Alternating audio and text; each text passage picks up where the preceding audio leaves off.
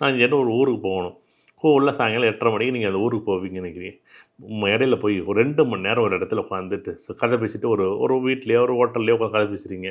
8:30 மணிக்கு போகணும்னா 10:30 மணிக்கு காமிக்கும். இந்த 2:30 மணி நேரம் ஏன் உடனே உட்காந்து நீ 2:30 மணி நேரம் நீங்கள் எடுத்துக்கிட்ட அந்த 2:30 மணி நேரம் எக்ஸ்ட்ரா நான் காமி அப்போ அதுக்கு பிறகு நீங்கள் போட்டு பார்த்தீங்கன்னா 10:30 மணி நீங்கள் 8:30 மணி தானே சொன்னா 8:30 மணி தான் நான் சொன்னேன். நீ 2 மணி நேரம் இடையில உட்காந்து கதை பேசினீ இல்லை சாப்பாட்டில் உட்காந்து லாஜிக்காக இந்த ஜோதிடம் என்ன பண்ணுதுன்னா இது புரியணும்.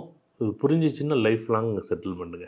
அட்லீஸ்ட் நீங்கள் அதை தான் ஜோதிடம் பாருங்கள், படிங்க. நீங்கள் என்ன அதை பண்ணால் நடந்துடும், இதை பண்ணால் நடந்துடும், அதை மாற்றிடலாம், அதை நீங்கள் மாறாமல் நான் மாறாமல் என்ன நடக்கும்? கண்டிப்பாக இல்லை இதான் நடந்துடுமா? எல்லாத்தையும் நான் மாற்ற வேண்டாம். இந்த ஏன்னா முதல்ல ஜோதிடம் ஏன் படிக்கணும், ஜோதிடம் ஏன் பார்க்கணும்? ஜோதிடம் பார்க்குறது வந்து ஒரு குறுகிய காலத்தில் ஒரு கேள்விக்கான பதில்.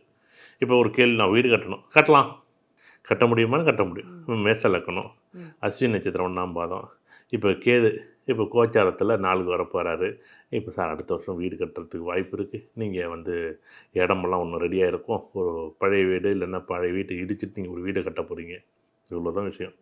அஸ்வினி நட்சத்திரம் 1, 2, 3, 4 பாதம் போகும்போது அடுத்த வருஷம் வீடு கட்டுவாங்கன்னு கட்டுவாங்க தான். அது நீங்கள் அது என்னன்னா இந்த வீடு சந்தோஷத்துக்காக கட்ட போகிறாரா, இல்லை சங்கடப்பட்டு கட்ட போகிறாரா, கட்டி பாதில் நிற்க போதா, கட்டவே முடியாதா, கட்டி அந்த இடத்த குடி போனது பிறகு அவர் இடம் விட்டு இடம் நகர்வாரா? இவ்வளோ தான் விஷயம்.